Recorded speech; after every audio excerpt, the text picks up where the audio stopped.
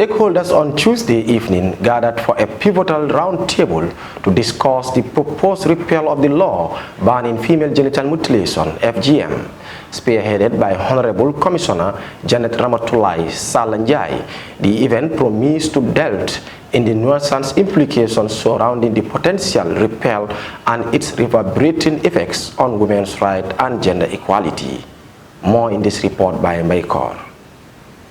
With a remarkable lineup for participants, including the special rapporteur at harmful practice of the African Committee of Experts on the Rights and Welfare of the Child and the African Commission for Human and People's Rights, country rapporteur of the Gambia, the roundtable aims to maneuver through complex terrains of traditional culture and human rights advocacy, collaborating with the United Nations entity for gender equality and the empowerment of women. The gathering pledges to orchestrate an ad hoc coalition comprising influential local actors like women leaders, religious figures, and traditional heads. Vice Chairperson and Special Rapporteur on Rights of Women in Africa, African Commission for Human and People's Rights, Honorable Janet Ramatoulaye Sallah-Njie, underscores the root cause and drivers that perpetuate to the practice of FGM.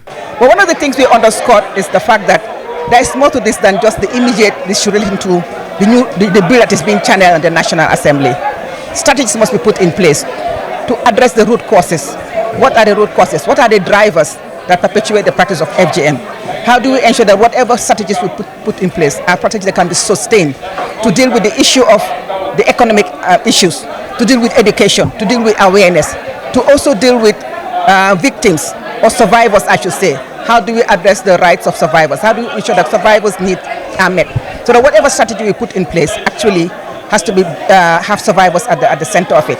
Also, one of the things that we reinforce here is the fact that whatever advocacy strategy we have should include and actually incorporate survivors, because survivors are better placed, they're in a better position to talk on the issue and to tell us the impact and the effect of FGM. In 2015, the Gambia banned female genital mutilation. However, the current struggle with the ban reflects a complex interplay between cultural norms, religious beliefs, and the fight for gender equality. The potential repeal of the law poses a threat to the human rights of women and girls in the Gambia. Former Vice President of the Gambia, Her Excellency Fatoumata Jallow Tambajang, outlines the need to protect the rights of women and children and girls as it is stipulated in the 1997 Constitution and other laws of the Gambia. Also going to adopt medium-term, short-term, medium-term and long-term strategies as a way of convincing stakeholders that is important.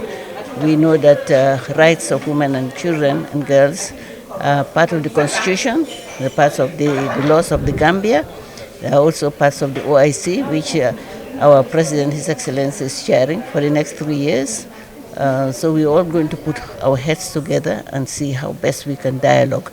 And we're using the word dialogue because that's the most instrumental way people can get thoughts together, heads together, and decisions together. In addition to discussing the immediate repercussion of the proposed reverse of the anti-FGM law, the event aspires to a chart roadmap for collective action over the next 3 months and beyond. By fostering strategic political advocacy and cultivating a shared vision, the roundtable endeavors to fortify the foundation for sustained progress in advancing women's rights and gender equality in the Gambia and beyond. The Imam of Tipakunda Central Mosque, Imam Basiru Drame, was also in attendance and has this to say. In 7th century Arabia,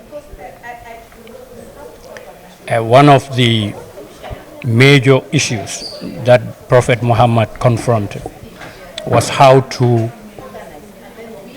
humanize women after they had been dehumanized and made a property of the menfolk. So this new wave of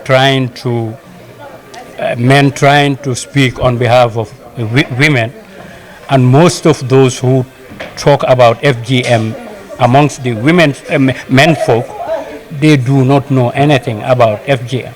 They do not know even the anatomy of women, of they themselves, let alone women. So I am heartened.